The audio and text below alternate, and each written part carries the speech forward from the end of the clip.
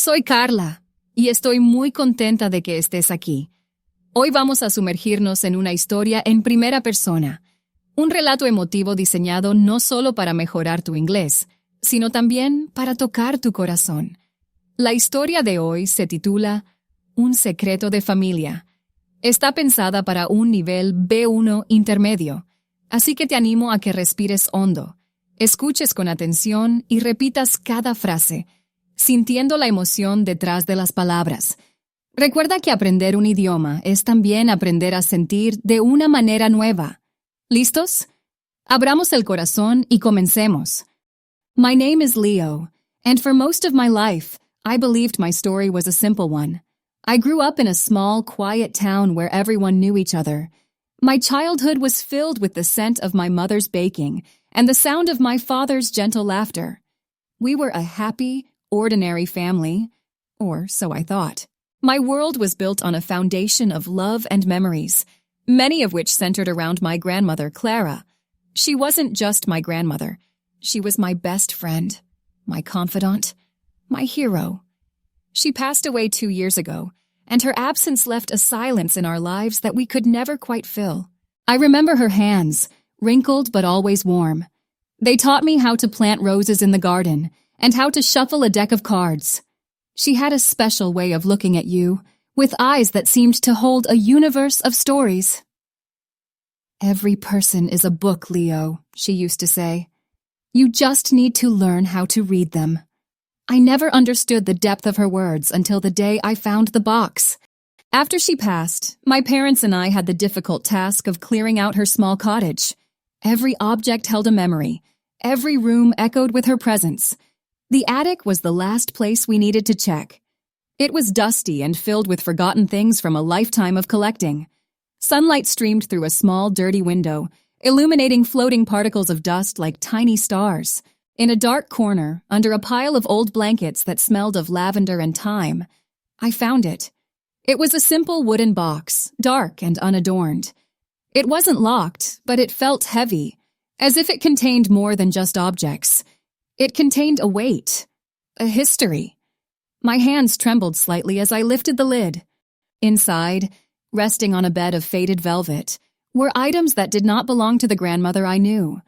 There was a small folded newspaper clipping, yellowed with age. There was a single tiny baby shoe made of white leather. And underneath it all, a stack of letters tied together with a faded blue ribbon. My heart began to beat faster. This felt private, sacred. I hesitated for a moment, then I carefully untied the ribbon. The letters were addressed to my grandmother, but the name was different. Dear Elena. Who was Elena? Her handwriting was delicate, but the words were filled with a desperate strength. I sat on the dusty floor of the attic and began to read. The letters were from a woman named Isabella, and they told a story that shattered the simple world I thought I knew. The story began more than 60 years ago. My grandmother, whose real name was Elena, was not from our small town. She was from a big city, from a wealthy family that had lost everything. The letters spoke of hardship, of difficult choices, and of a profound, secret love. Elena had fallen in love with a young artist, a man her family did not approve of. They were poor, but deeply in love. Then, the first letter revealed the secret. Elena had a child, a son. The letter from Isabella, who was Elena's sister, was pleading with her. You cannot keep him, Elena, it said. You have nothing. He deserves a better life than you can give him. With each letter, my breath grew shorter. My grandmother, the strong, stable center of my world, had lived a life of secret sorrow. The newspaper clipping was an announcement from a local adoption agency dated 1958. It spoke of the importance of giving children a chance at a good life. The tiny shoe, I realized, must have belonged to her son. Her lost son. I felt a wave of emotions wash over me. Shock, confusion, and a strange sadness that was not just for me, but for her. For the years she had lived with this secret locked away in a box, and in her heart. I thought of all the times I had seen a distant look in her eyes, a fleeting sadness that I could never understand. Now it all made sense. She wasn't just my grandmother, Clara. She was Elena, a young mother who had made the most difficult choice of her life. I went downstairs, the letters held tightly in my hand. My mother was in the kitchen, packing old plates into a box. I showed her the letters. I watched her face as she read them, saw her expression change from curiosity to disbelief, and finally to a deep, shared sorrow. "I never knew," she whispered, her voice thick with emotion. She never said a word. My mother had grown up thinking she was an only child. This news changed everything. It changed her past, and it changed our family's future. We had a relative we never knew existed.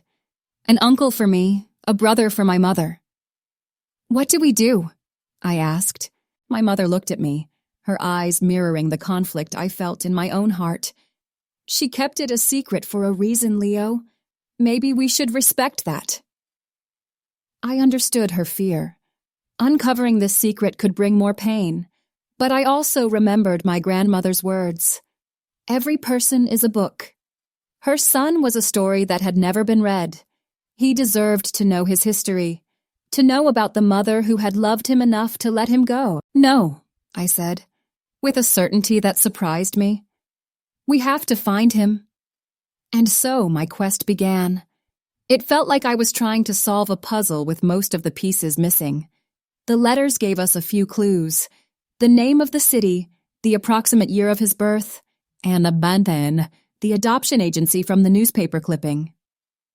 The first few weeks were frustrating. The adoption agency had closed down decades ago. Their records were either lost or sealed. I made countless phone calls and sent dozens of emails, but every door seemed to close in my face. My mother, though still hesitant, saw my determination and began to help. We spent evenings searching online databases, looking for birth records, and trying to trace the history of the agency. There were moments when I wanted to give up. I felt like I was chasing a ghost, a shadow from a past that wasn't mine. But then, I would think of my grandmother. I would remember her strength, her quiet resilience. I realized that this journey wasn't just for the lost son. It was for her, too. It was a way to understand her completely, to honor the part of her life she had been forced to hide. One evening, my mother found something. It was an old online forum for people searching for birth parents. She found a post from 10 years ago. A man named Daniel was looking for his birth mother. He knew she was named Elena, that she was from the same city, and that he was born in 1958. My heart stopped. It had to be him.